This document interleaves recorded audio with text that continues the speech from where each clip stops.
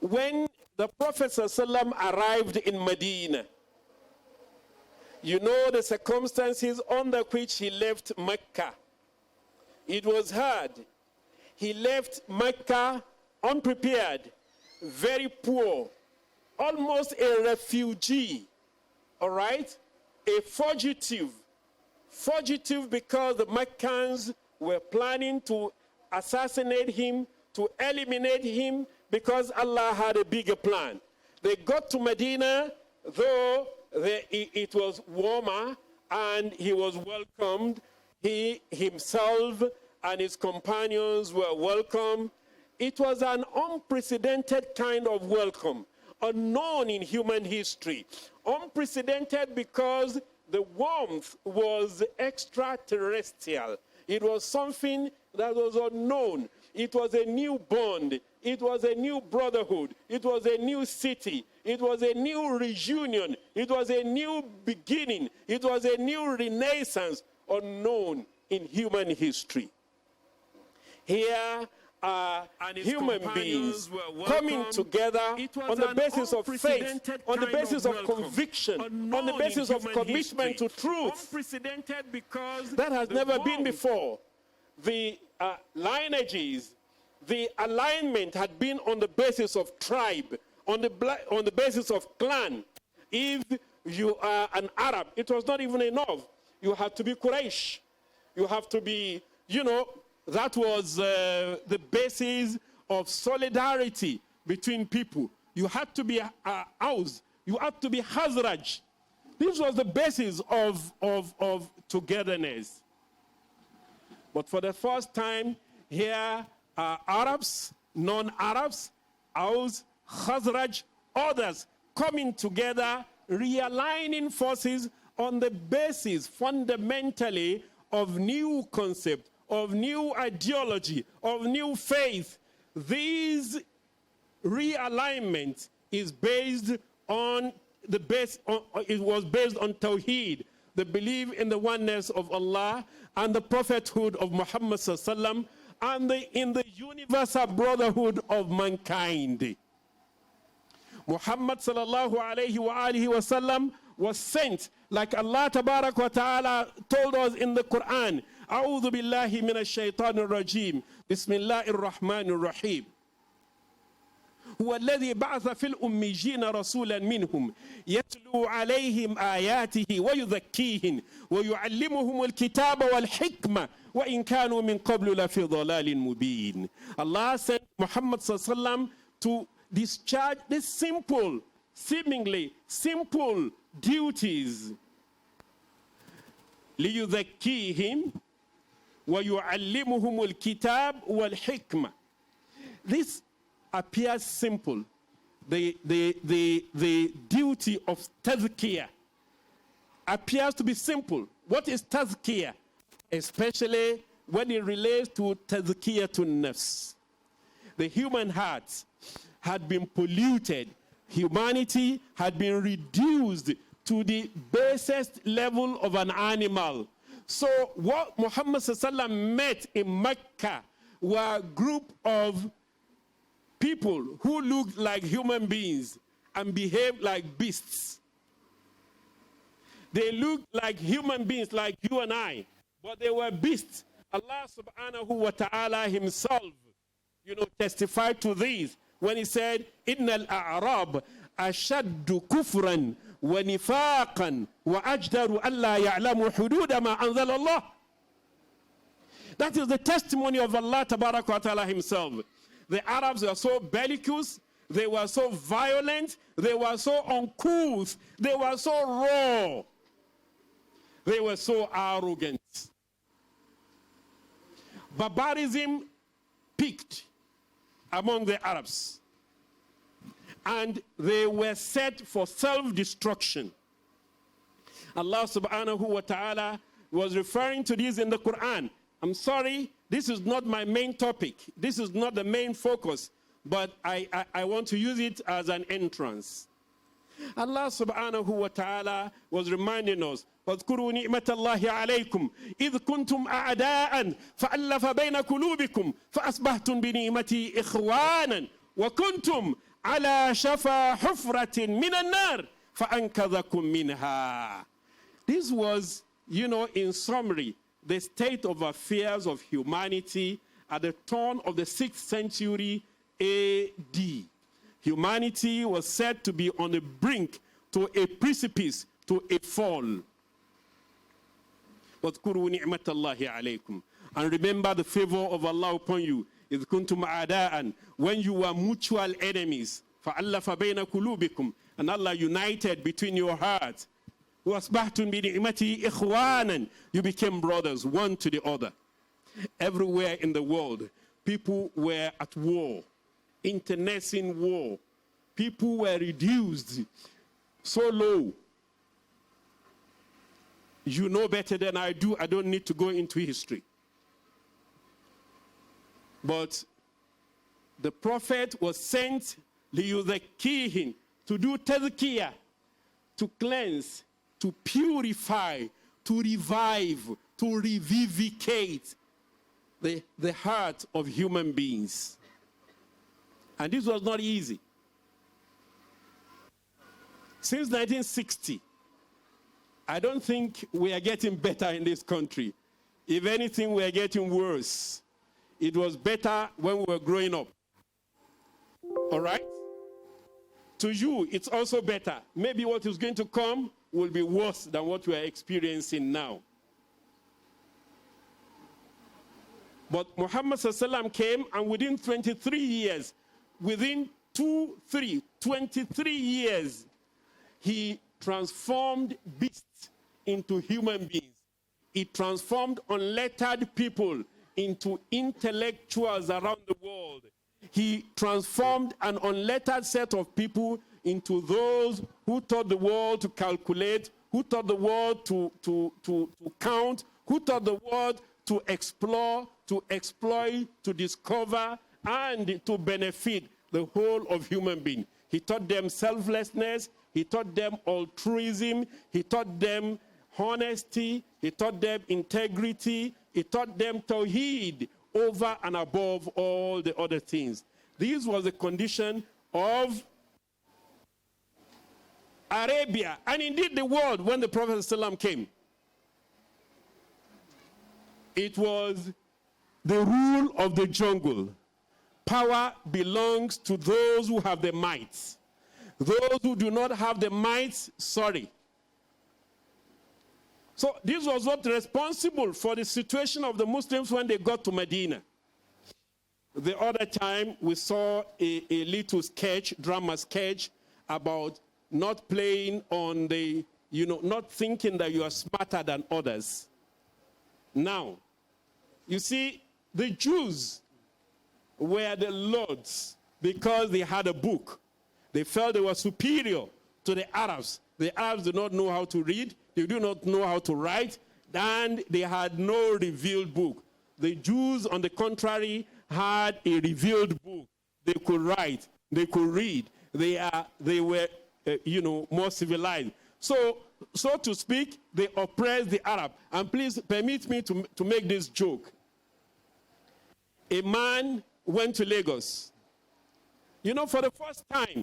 And he was impressed by what he saw in Lagos. Skyscrapers, flyover bridges, beautiful, beaches and so on. So he got to the center of Lagos in Lagos Island.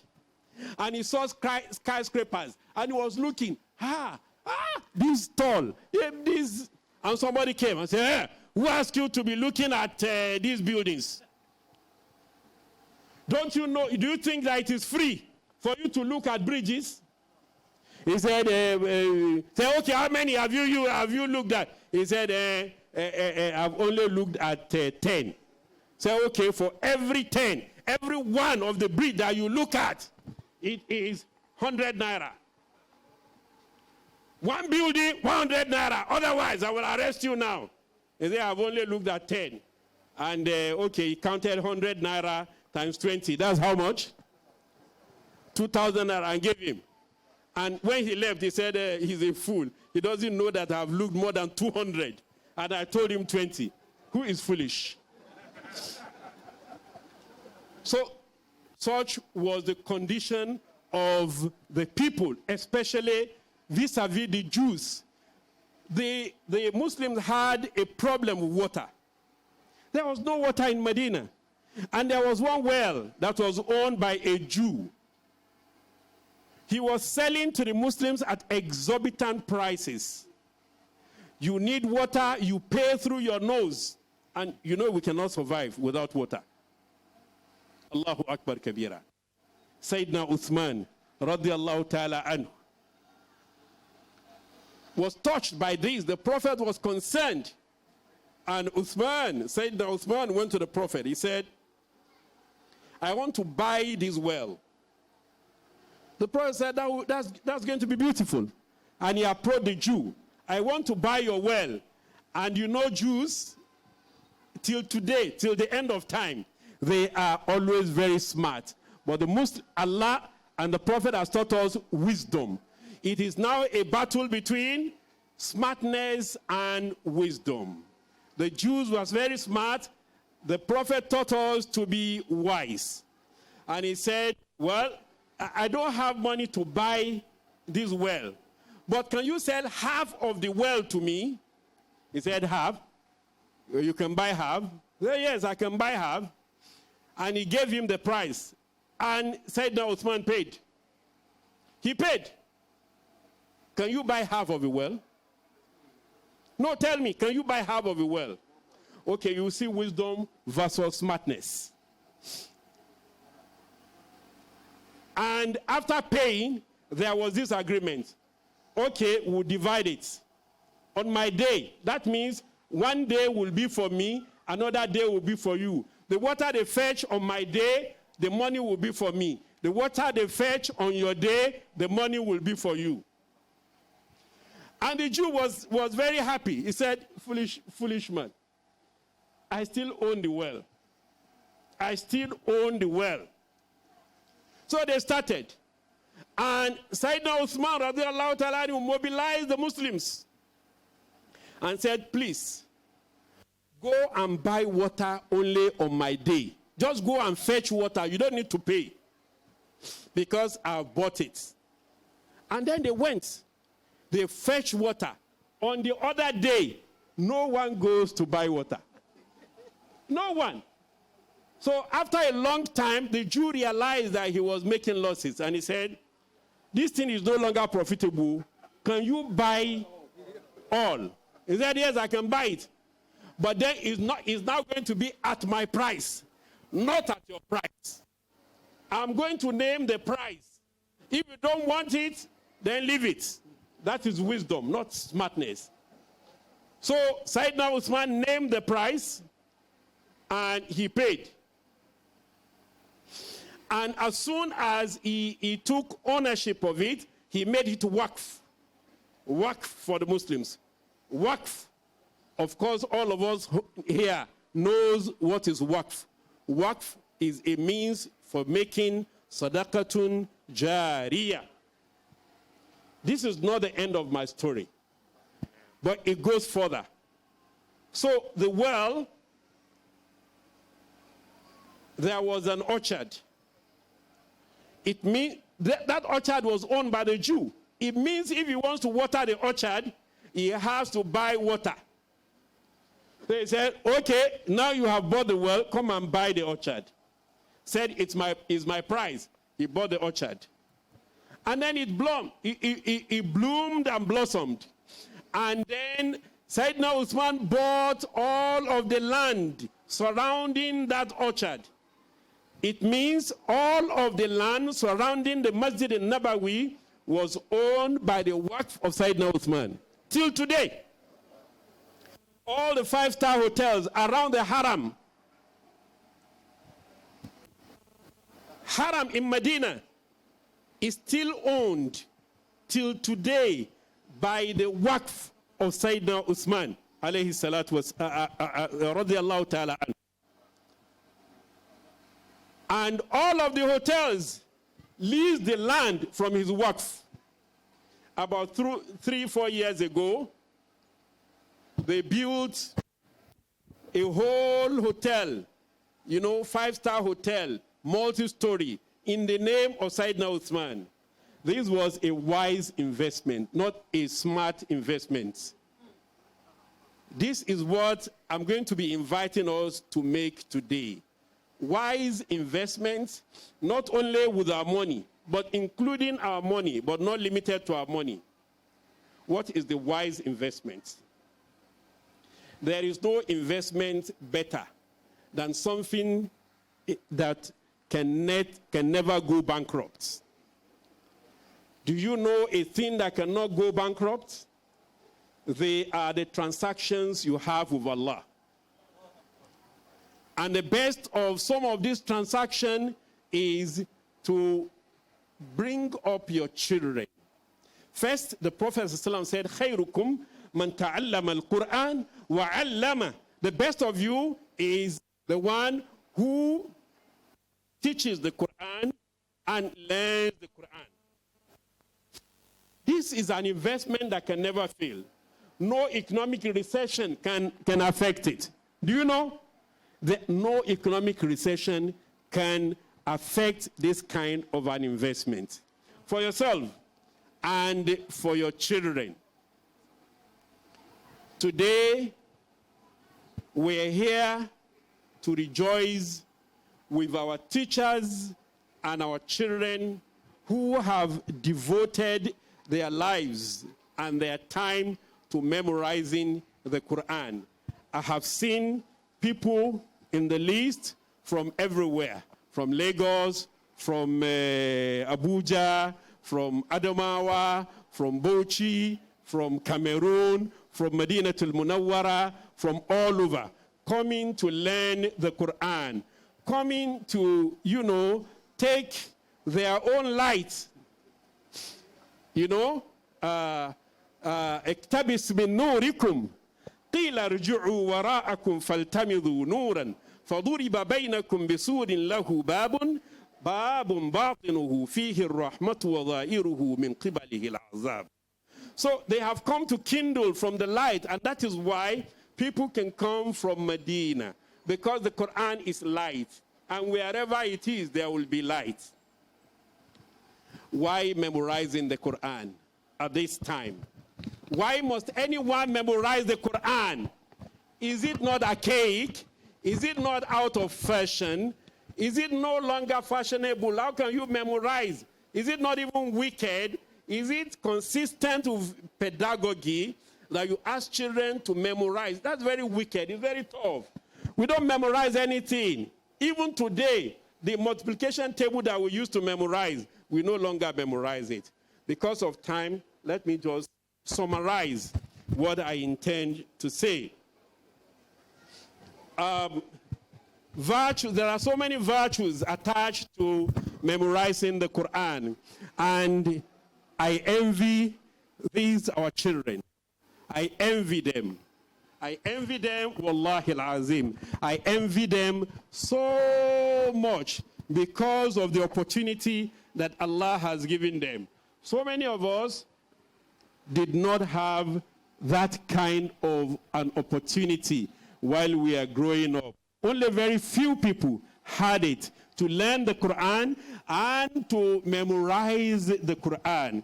And the methodology, when we were growing up, majority of those who were in my age bracket was different. It takes you 10 years to learn how to read the Quran. In fact, you don't even have the time to start memorizing it. It takes you, when we're growing up. After learning the Quran, and you are able to read it, usually with warsh, because that is the traditional recitation. It is the method. Then you start from learning a book they call Ilam. After that, you learn Ashmawi, you learn Izziya, you learn all of this, up to some of us will go up to Risala. Some people who are lucky will learn Samarudani. Others will go to learn up to Mudawwana, Al-Mudawwana Tul Kubra. And once in those years, once you learn Mudawwana, that is the end of your learning, especially as far as Usul is concerned. Doing all this will not even afford you time to memorize the Quran. We do not know, as you know, the importance as you know it today. But why is the memorization of the Quran still relevant? It is relevant now. It was relevant yesterday. It will continue to be relevant until the end of time.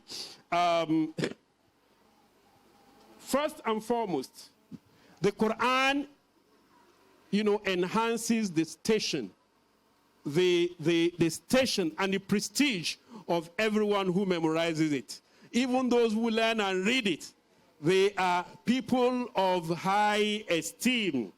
And it is said that they will reach the position of angels.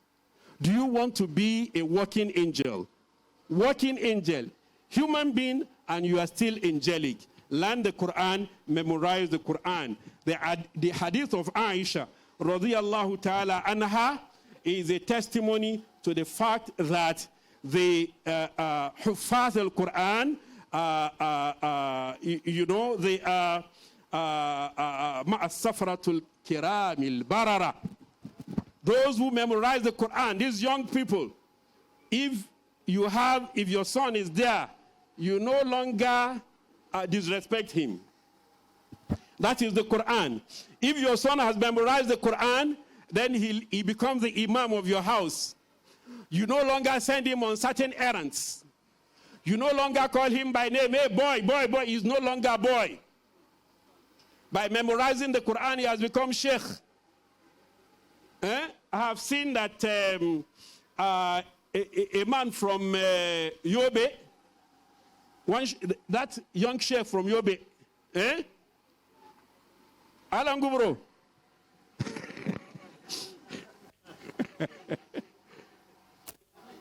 Al-Amin, Muhammad Al-Amin, Barakallahu Fik.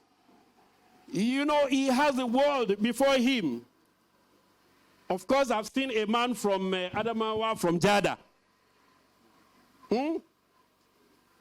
Al-Larene, Jabama.